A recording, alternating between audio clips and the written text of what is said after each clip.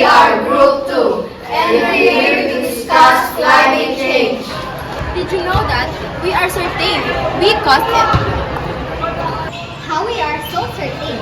It took a while, but climate modeling is now refined enough to predict how things would go without human influence within the margin of error.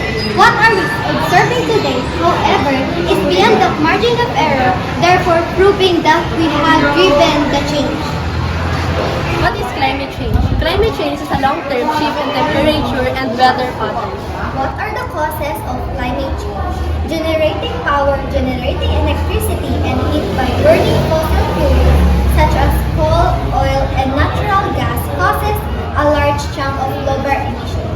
Most electricity is still produced more fossil fuels, only about quarter comes from wind, solar, and other renewable sources. Cutting down forests. Cutting down forests to create farms or pastures, or for other reasons causes emissions in trees. When they are cut, release the carbon they have been storing. Since forests absorb carbon dioxide, destroying them also limits nature's ability to keep emission out of the atmosphere.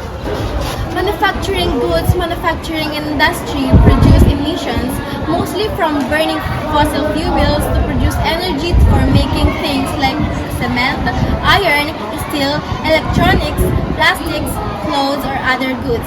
Mining and other industrial processes also release gases. Using transportation, most cars, lorries, ships, and planes run on fossil fuels. That makes transportation a major contributor of greenhouse gases, especially carbon dioxide emission. Road vehicles account for the largest part, but emissions from ships and planes continue to grow.